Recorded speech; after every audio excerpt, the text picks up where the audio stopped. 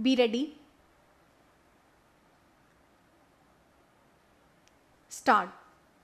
A municipal committee enjoys powers of taxation not as a legislature but as a delegate of the legislature. Taxes levied by it are in effect levied by the government.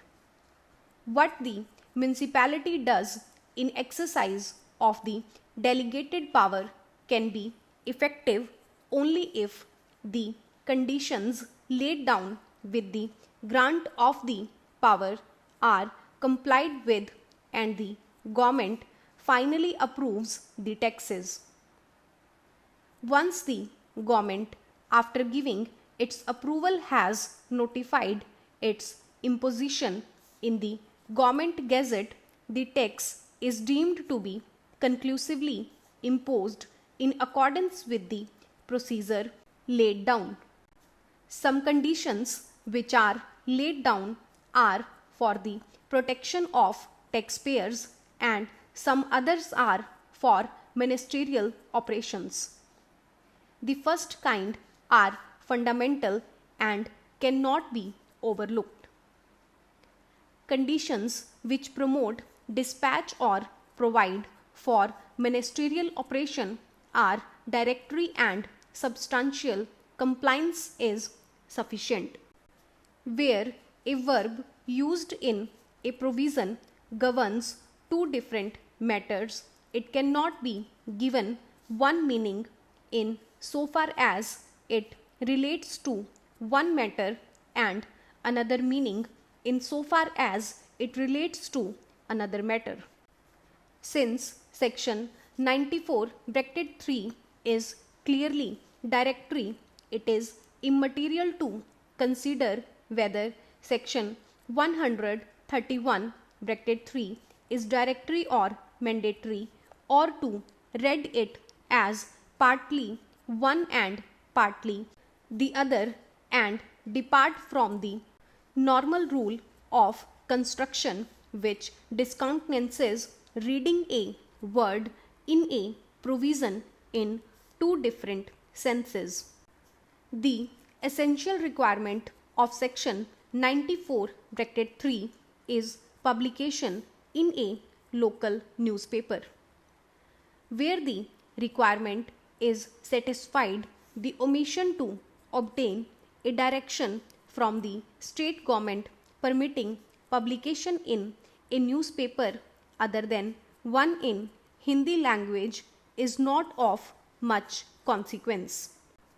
Upon this view, the question whether section 131(3) is mandatory or whether section 135(3) has become void by reason of Article 13(1) of the Constitution, or whether it ran cure a defect resulting from non-compliance with a mandatory provision does not at all arise for consideration.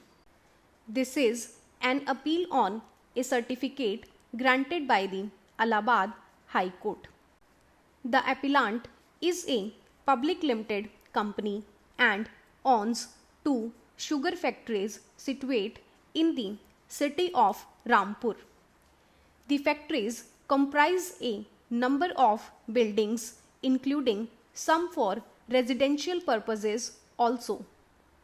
The Municipal Board of Rampur, hereinafter referred to as the respondent, decided to impose water tax in Rampur as provided under section 128(1) clause 10 of the UP Municipalities Act number 11 of 1916, hereinafter referred to as the Act. The procedure for the imposition of tax by the Municipal Board under the Act is provided in sections 131 to 135. Procedure has been filed by two petitioners Sitaram Singh and his son Ranjit Singh, who are named accused in case number 710 upon 2000 pending before the Additional Chief Judicial Magistrate, Jhanjharpur. The petitioners have prayed for quashing of an order dated 18th January 2001 passed by the learned magistrate in the aforesaid case, whereby the bail granted to petitioners by order dated 1st September 2000 has been cancelled by the same magistrate on two grounds. According to petitioners, the cancellation of their bail is illegal, improper, and unjust because the first ground, that is, subsequent death of the injured and addition of section 302 of the Indian Penal Code, is impermissible in law for cancellation of bail, and the other ground, that is, threatening of witnesses, has been accepted without any inquiry and verification. Because the matter involved cancellation of bail already granted to the petitioners, hence the matter was heard in details at the admission stage itself. So far as the second ground mentioned in the impugned order, to the effect that the accused persons are tampering with evidence, is concerned, there is no controversy that on such a ground, if properly inquired and established, the bail already granted can be cancelled.